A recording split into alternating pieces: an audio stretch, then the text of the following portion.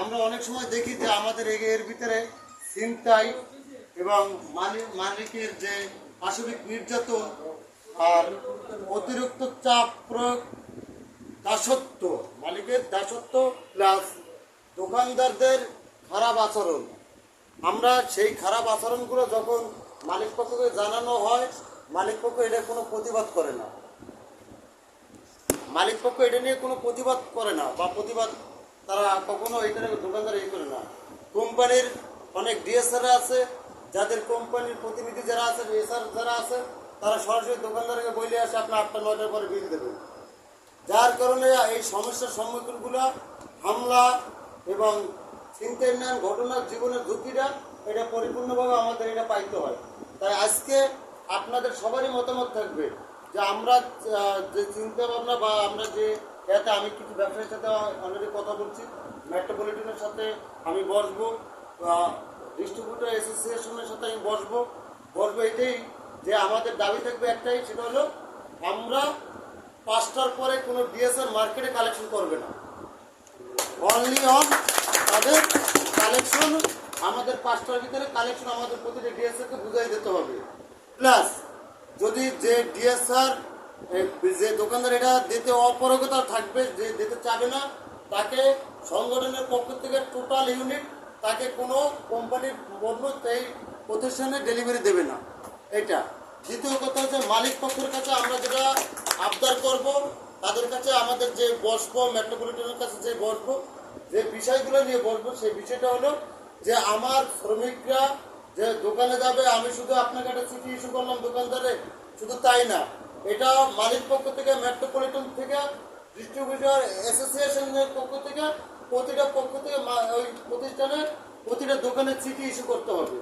এটা ডিস্ট্রিবিউটর অ্যাসোসিয়েশনের চিঠি ইস্যু করবে, মেট্রোপলিটন করবে, পরিবেশক শ্রমিক ইউনিয়ন করবে, যে আপনি যদি 5টার ভিতরে যদি পণ্য টাকা পরিশোধ করতে পারেন তাহলে আপনি পণ্য নেবেন, নাহলে আপনাদের সাথে আমরা ব্যবসা করবো না।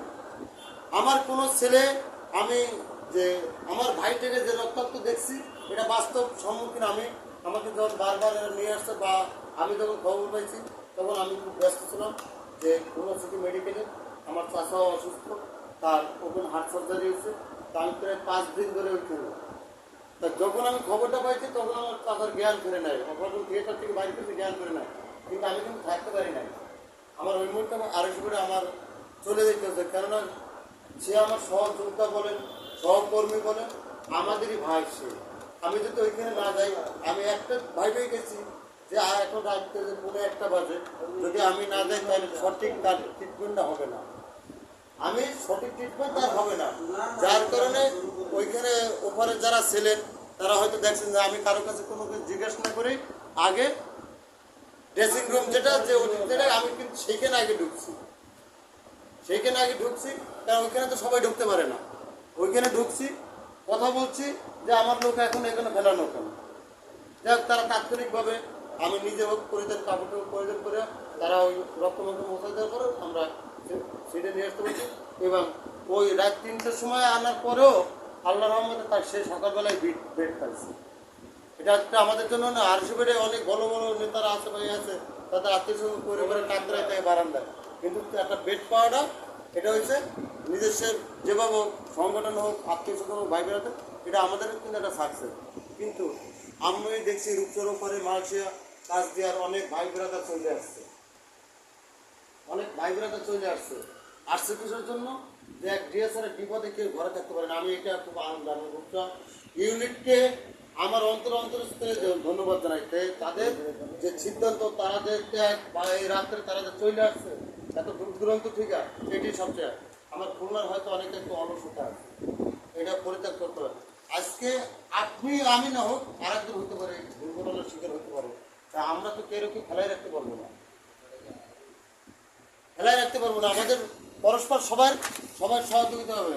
তা আমি এটা প্রস্তাবনা রাখছি যে এই কারণগুলো কিভাবে কি করলে কিভাবে কি সম্ভব, এটা আপনাদের মাঝ দিয়ে আপনারা যার সে বক্তৃতা দেওয়ার সুযোগ পাবেন, কথা বলার সুযোগ পাবেন, আপনারা কথা বলুন।